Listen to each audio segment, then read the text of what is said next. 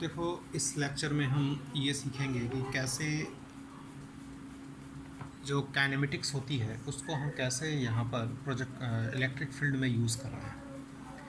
तो पहले मैं एक क्वेश्चन ले रहा हूँ।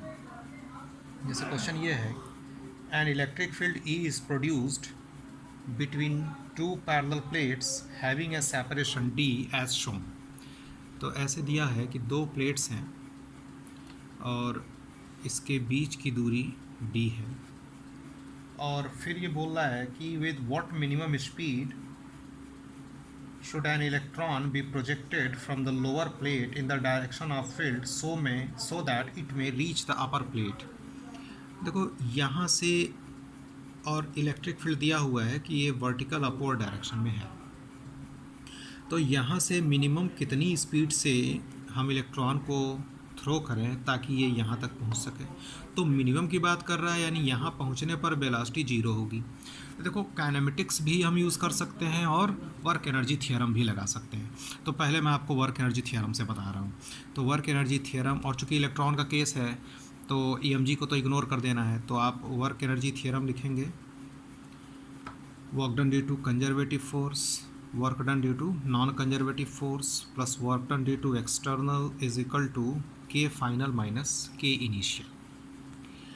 अब नॉन कंजर्वेटिव फोर्स है नहीं, एक्सटर्नल फोर्स कोई है नहीं, और work done due to conservative में तो EMG तो है नहीं, केवल इलेक्ट्रिक फोर्स लग रहा है। और चूंकि ये इलेक्ट्रॉन है तो इलेक्ट्रॉन पर जो फोर्स लगेगा वो इलेक्ट्रिक फील्ड के अपोजिट डायरेक्शन में लगेगा। इलेक्ट्रॉन का चार्ज मैंने Q ले लिया है, तो इस Q के नाते जो वर्क डन होगा वो होगा minus QE into D, force into displacement. और माइनस इसलिए क्योंकि फोर्स नीचे लग रहा है, डिस्प्लेसमेंट ऊपर हो रहा है, is equal to final kinetic energy, यहाँ पे ज़ीरो हो जाना चाहिए फाइनल। और इनिशियल आप कितना लेंगे, हाफ mu²। ठीक है, अब इसके बाद आप क्या करेंगे कि यहाँ से u की वैल्यू आप निकाल लेंगे सॉल्व करके, तो आंसर आ जाएगा √QEd/m। तो इस तरीके से आप इलेक्ट्रिक फील्ड में मैकेनिक्स के जो बेसिक कॉन्सेप्ट्स हैं उसको लगा सकते हैं। इसी क्वेश्चंस को हम काइनेमेटिक्स से भी कर सकते थे। कैसे करते, देखो, जैसे बॉडी को ऊपर फेंका और फोर्स नीचे लग रहा है तो रिटार्डेशन नीचे होगा, मतलब एक्सेलरेशन नीचे होगा। तो वेलोसिटी और एक्सेलरेशन दोनों अपोजिट डायरेक्शन में आ गए, यानी जो रिटार्डेशन की वैल्यू होगी वो क्या होगी, QE/m होगी। यहाँ से स्पीड से फेंका और यहाँ तक जा रहा है, d डिस्टेंस चल रहा है, तो हम जो तीसरा इक्वेशन है वो यूज़ कर सकते हैं, v² = u² - 2as। Final velocity zero, initial u निकालना है, और रिटार्डेशन जो है इसका वो कितना है, QE/m इंटू डी। यहाँ से भी सॉल्व करके आप u की वैल्यू निकाल सकते थे, तो आंसर क्या आ जाएगा, 2QEd/m। तो ये तरीका होता है कि आप इलेक्ट्रिक फील्ड के क्वेश्चंस में किस तरह से आप काइनेमेटिक्स को या वर्क एनर्जी थियरम को आप लगा के सॉल्व कर सकते हैं। चलिए, अब मैं अगला एक एग्जांपल ले रहा हूँ प्रोजेक्टाइल मोशन से रिलेटेड। देखो, प्रोजेक्टाइल जो आपने पहले पढ़ रखा होगा, जैसे बॉडी को हम u स्पीड से थ्रो करते हैं थीटा एंगल पे, तो इसका जो इक्वेशन होता है वो क्या होता है, y = x tan theta minus half gx² upon u² cos² theta. ये सब आपने पहले पढ़ रखा है। फिर जैसे मैक्सिमम हाइट निकालना हो तो मैक्सिमम हाइट निकालने, हाँ, ये हॉरिजॉन्टल वेलोसिटी होती है, ये वर्टिकल वेलोसिटी होती है, ये मोशन अंडर ग्रेविटी होता है। तो ये सब जो भी चीज़ें आपने मैक्सिमम हाइट का फार्मूला और तमाम चीज़ें आपने सीख रखा है, उसको थोड़ा उस पर मैं एक क्वेश्चन ले रहा हूँ और ध्यान से समझिए कैसे। जैसे क्वेश्चन यही प्लेट थी, जो प्लेट था ये ऐसे, तो मान लो कि ये मैंने प्लेट लिया और इस प्लेट के बीच की दूरी d है, और मान लो कि u स्पीड से मैंने थीटा एंगल पे इसको प्रोजेक्ट कर दिया। ठीक है, इलेक्ट्रॉन है, u स्पीड से थीटा एंगल पे प्रोजेक्ट कर दिया, और इलेक्ट्रिक फील्ड इधर ही दिया हुआ है, और ये जो थीटा है प्लेट से ये 30 डिग्री एंगल बनाता है। तो पूछता है कि find maximum height reached by the electron. तो देखो, ये होगा प्रोजेक्टाइल ही, बस इलेक्ट्रॉन का केस है तो EMG नहीं लेना है। तो इलेक्ट्रॉन की वजह से जो फोर्स लगेगा वो नीचे लगेगा इलेक्ट्रिक फील्ड के अपोजिट डायरेक्शन में, तो एक्सेलरेशन कितना हो जाएगा, QE/m। तो जी की जगह पर हम ए लिखेंगे और ये जो प्रोजेक्टाइल मोशन होगा वो ऐसे होगा। भाई जब जी यहाँ पे जी नीचे लगता था तो मोशन इस तरह से हो रहा था ना, तो इसमें भी मोशन ऐसे ही बनेगा। अब ये पूछ रहा है कि भाई बताओ कि मैक्सिमम हाइट क्या होगी। ठीक है, तो मैक्सिमम हाइट निकालने का तरीका आपको पता ही है। मैक्सिमम हाइट क्या फार्मूला था, you square sine square theta upon 2 और जी की जगह पर क्या आ जाएगा, ए आ जाएगा। तो यू स्क्वायर और थीटा कितना है 30 डिग्री, साइन 30 1/2 मतलब 1/4 और ए की वैल्यू कितनी है क्यू ई बाई एम। तो इस तरीके से आप क्वेश्चंस को सॉल्व कर सकते हैं। तो कहीं इलेक्ट्रिक फील्ड या ऐसा कुछ आ जाता है तो आपको उसके लिए घबराने की ज़रूरत नहीं है, यहाँ पे आप आराम से इस क्वेश्चन को सॉल्व कर सकते हैं। ठीक है, और ठीक है, अब इसके बाद मान लीजिए आपसे पूछा होता कि ये रेंज बताओ, तो रेंज भी का भी आपको फार्मूला पता था, horizontal velocity into time of flight. तो हॉरिजॉन्टल वेलोसिटी कितनी है u cos 30 और इनटू टाइम ऑफ फ्लाइट क्या होगा 2u sin 30, g की जगह पे क्या आ जाएगा a आ जाएगा। आगे आप सॉल्व कर सकते हैं, है ना।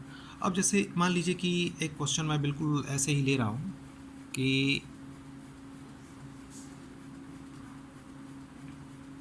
जैसे मान लो कि ये प्लेट है, डिस्टेंस d है और ये u से थीटा एंगल पे थ्रो किया गया और पूछ लिया कि find minimum value of d, मतलब find minimum separation between the plate so that this charge particle, this electron और इलेक्ट्रिक फील्ड इधर ही है कि this electron will not hit the upper plate. तो will not hit the upper plate मतलब बिल्कुल ये वाला केस होना चाहिए, ये ऐसे प्रोजेक्टाइल होना चाहिए। तो आप मैक्सिमम हाइट लिख लीजिए पहले, ठीक है, मैक्सिमम हाइट लिख लीजिए और मैक्सिमम हाइट की वैल्यू डी के बराबर होनी चाहिए। जस्ट टच करता हुआ निकल जाए तो हिट नहीं करेगा उसको। तो एच की वैल्यू फिर से वही formula you square sine square theta upon 2 और जी की जगह पर क्यू ई बाई एम। तो जो एच की जो ये डी की मिनिमम वैल्यू होनी चाहिए वो एच के बराबर होनी चाहिए। तो इस तरीके से आप क्वेश्चंस को सॉल्व कर सकते हैं। अब दूसरा केस मैं ले रहा हूँ दूसरा केस मैं इस तरह का ले रहा हूँ कि जैसे मान लीजिए कि ये प्लेट है ना, और ये मान लो कि मैंने पॉजिटिव दे दिया और ये नेगेटिव दे दिया और एक इलेक्ट्रॉन को मैं यहाँ से ऐसे थ्रो कर दिया यू स्पीड से। ठीक है, तो इलेक्ट्रॉन को मैंने थ्रो किया तो ये कोई यहाँ पर जो मान लो कि प्लेट के बीच की दूरी क्या है डी है, तो इलेक्ट्रिक फील्ड किस तरह से किधर डेवलप होगा, प्लस से माइनस की तरफ, है ना। और हम ये इलेक्ट्रिक फील्ड को यूनिफॉर्म मान रहे हैं। तो अब इलेक्ट्रॉन का पाथ कैसा होगा, देखो यहाँ पर भी इलेक्ट्रॉन का पाथ जो होगा वो प्रोजेक्टाइल पैराबोला ही होगा। तो आप चाहें तो इसको प्रूव भी कर सकते हैं। जैसे ये मान लो यू स्पीड से है तो इस पर रिटार्डेशन जो एक्सेलरेशन लगेगा वो किधर लगेगा क्यू ई बाई एम, ऊपर की तरफ लगेगा इलेक्ट्रिक फील्ड के अपोजिट डायरेक्शन में, क्योंकि ये इलेक्ट्रॉन है। तो इसका पाथ ऐसे बनता है। अब ये पाथ जो है क्या है, प्रोजेक्टाइल है, कैसे प्रूव कर सकते हैं, तो देखो मान लो कि टी टाइम के बाद ये यहाँ पे पार्टिकल पहुँच गया, टी टाइम के बाद ये यहाँ पर पहुँचा और इसका कोऑर्डिनेट है एक्स वाई, इसको आप मान लीजिएगा ओरिजिन, इस पॉइंट को क्या मान लीजिएगा ओरिजिन।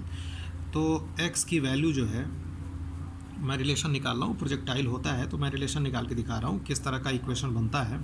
तो y is equal to x is equal to horizontal velocity. तो देखो हॉरिजॉन्टल वेलोसिटी तो यू ही है और हॉरिजॉन्टल वेलोसिटी में कोई चेंज भी नहीं आएगा क्योंकि एक्सेलरेशन जो है वो वर्टिकल डायरेक्शन में है।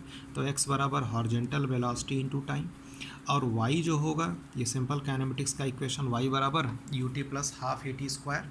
तो वर्टिकल इनिशियल डायरेक्शन में तो कोई वेलोसिटी है नहीं तो u की वैल्यू ज़ीरो ले लेंगे। मतलब देखो होता क्या है कि जैसे अगर इनिशियल वर्टिकल तो कुछ है नहीं ना तो यू वाई ज़ीरो हो जाएगा, तो y बराबर क्या हो जाएगा केवल half A T square, half और a की वैल्यू कितनी लिखेंगे Q E upon M into T square. तो देखो ये जो है दोनों बन गया प्रोजेक्टाइल, सॉरी पैरामेट्रिक।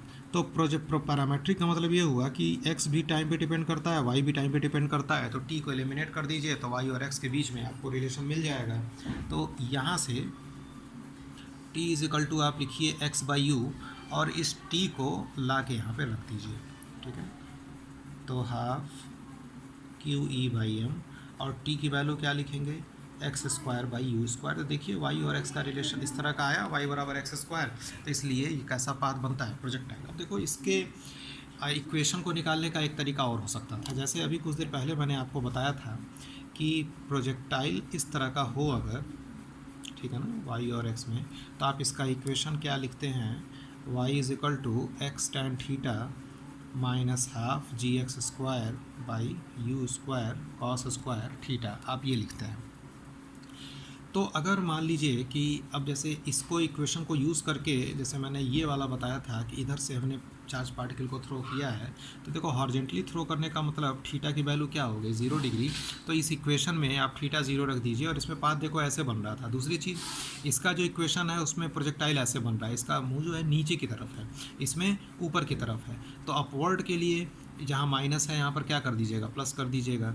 तो थीटा इज इक्वल टू 0 रखेंगे तो ये हो गया 0, और माइनस की जगह प्लस क्यों किया, क्योंकि ये ऐसे ये डाउनवर्ड डायरेक्शन में है, ये इसका मुंह ऊपर की तरफ अपवर्ड डायरेक्शन में खुला हुआ है, तो माइनस की जगह प्लस हो जाएगा, हाफ जी की जगह ए आ जाएगा। इलेक्ट्रॉन या प्रोटॉन का केस हो तो ग्रेविटी को इग्नोर करेंगे, केवल एक्सेलरेशन लेंगे, और ये x square by u square. तो आप देखिए यहाँ पर ए की जगह पर अगर हम क्यू बाई एम लिख देंगे तो फिर आपको यही वाली इक्वेशन मिल जाएगी। इस तरह से आप इसका इक्वेशन आप बना सकते हैं। इसके बाद अगले लेक्चर में मैं कुछ इससे रिलेटेड क्वेश्चन डिस्कस करूँगा।